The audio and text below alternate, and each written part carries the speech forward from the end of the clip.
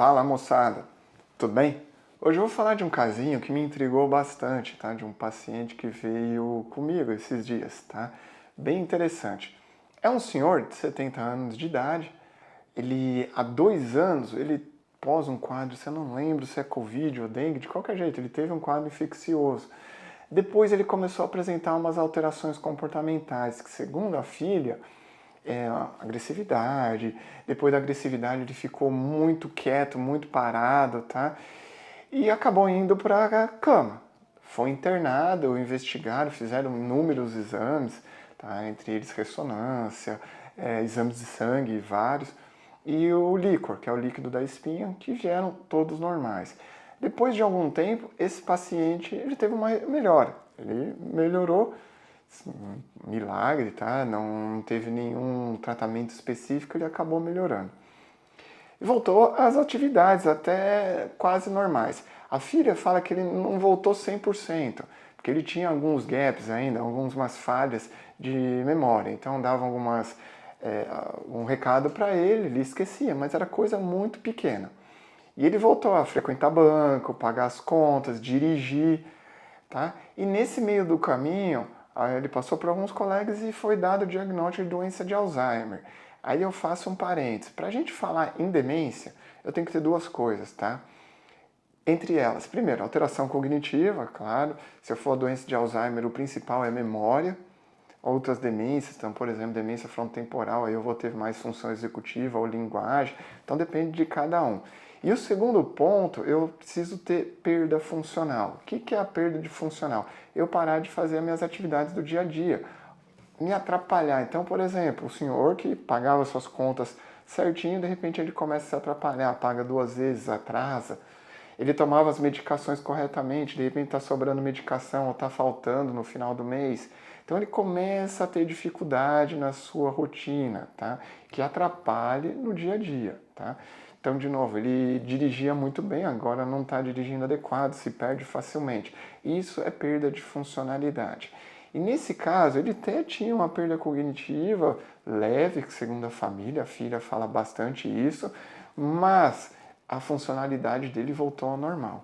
E foi iniciar um tratamento para a doença de Alzheimer. Ele estava indo bem até, ficou um ano e pouco bem. Agora, de 3 meses para cá, voltou ao quadro de alteração de comportamento, períodos de agressividade, junto com quadro de sonolência. Então, uma hora ele estava muito agitado, outra hora ele estava mais sonolento, apático. E, de novo, parou sua funcionalidade. Tá? Ele começou a depender mais da esposa para algumas atividades simples, trocar de roupa, se alimentar. Tá? A última consulta, ele até falou que não chegava a comida, ele não conseguia colocar o garfo na boca, tinha que alguém alimentar ele. E nesse caminho de um mês para cá, ele começou a ter algo que me chamou muita atenção, que foi a primeira consulta dele. Na hora que eu chamei ele na recepção, ele já teve uma crise.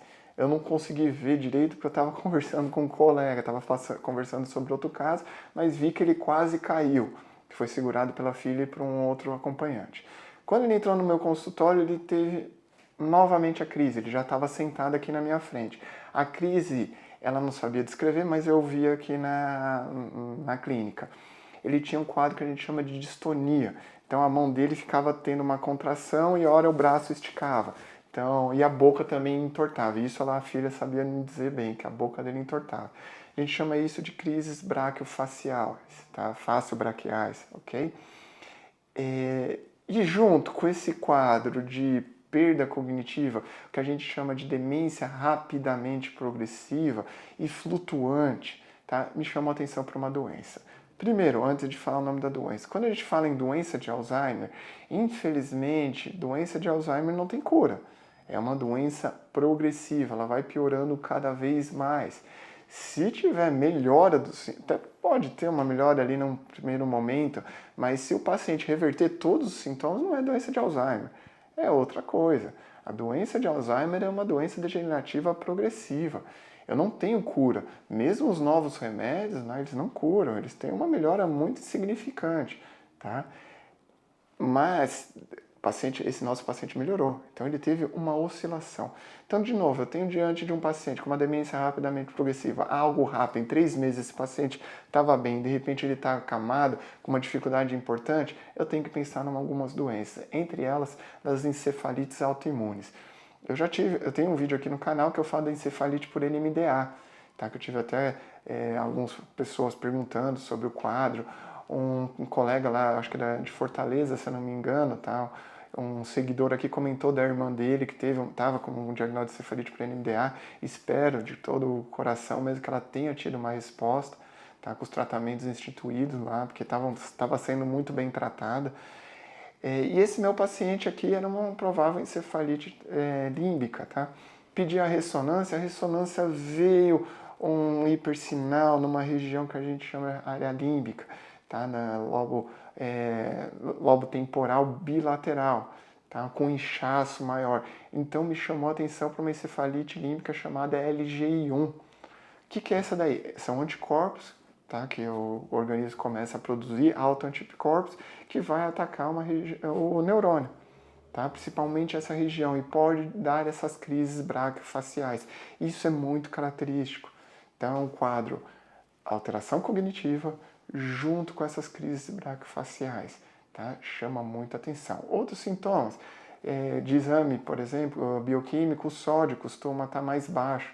Nesse paciente, a própria filha falou, ele já foi internado porque o sódio estava um pouco mais baixo.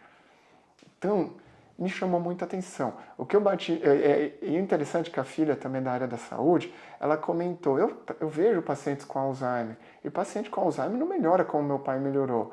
Mas como, sei lá, eu sou da área da saúde e, sei lá, coisas estranhas acontecem com a gente, o Alzheimer do meu pai é algo diferente. Só que não é, infelizmente, acho que felizmente, porque a encefalite autoimune, que nem eu falei para ela, tem tratamento e a gente consegue segurar, tá? Diferente da doença de Alzheimer que vai progredindo cada vez mais, tá? Então, para mim, de novo, fechou um diagnóstico de encefalite. Mas como que a gente fecha o diagnóstico exato? Pedindo um anticorpo, tá? Eu solicitei o anticorpo há 2 dias, eles vão coletar, a gente pede por onde? Pode ser no soro ou no líquor, mas o soro já tá bom, o soro é o sangue, tá? Então no sangue já ajuda bastante, e se tiver positivo, a gente tem que fazer um tratamento a longo prazo. O problema desse anticorpo é que aqui no Brasil não faz, então vai para fora. Eles mandaram para a Espanha, para o professor Josep Dalmau, que é um dos caras que mais entende de encefalite autoimune no mundo. Então vai para o laboratório dele e demora cerca de 30 dias. Mas eu já conversei com a família que eu gostaria de iniciar o tratamento. Porque, de novo, bate muito o quadro clínico, tá? Então qual que é a ideia desse vídeo? É mostrar para vocês quadro muito rápido de demência, tá? O paciente que está bem, de repente ele já vai muito rápido para a cama, dependendo muito rápido de outras pessoas, a gente tem que desconfiar de demências que podem ser reversíveis, que são as encefalites autoimunes. Infelizmente, a doença de Alzheimer não tem reversão. Muitos pacientes, quando tem o acompanhante, tá? O paciente recebe o diagnóstico, o acompanhante vem, mas ele não está melhorando. Porque, infelizmente, a doença de Alzheimer não melhora. Ela é um quadro progressivo, tá? Agora, as encefalites autoimunes, não, a gente consegue reverter com um tratamento adequado e eficaz. Eu tenho até uma paciente que me acompanha já há uns 3, 4 anos, também com uma encefalite por LGI1. E ela está super bem. O diagnóstico dela foi super precoce, então não afetou tanto a parte cognitiva. Então, eu instituí o tratamento e ela ficou bem, tá? Tomara que seja a resposta desse paciente. E vocês já viram algum paciente com encefalite autoimune que já tiver esse diagnóstico? Se já teve alguém na família, alguém, tá? Se sim, passe esse vídeo, tá? E comentem aqui também como que foi o caso, se respondeu bem ao tratamento, se eles estão melhores. Infelizmente tem uns casos mais graves, que está muito secundário também a quadro de câncer, né? Neoplasias. E às vezes o prognóstico da neoplasia é mais grave, tá? Que aí o paciente não acaba evoluindo tão bem. Mas muitos casos respondem muito bem, como por exemplo a encefalite por NMDA. No vídeo lá que eu tenho aqui no canal, eu falei que o paciente respondeu super bem e hoje ele virou até enfermeiro, tá? Tá super bem trabalhando, voltou à vida normal, graças ao tratamento precoce, ok? Até mais, vejo vocês semana que vem. Até!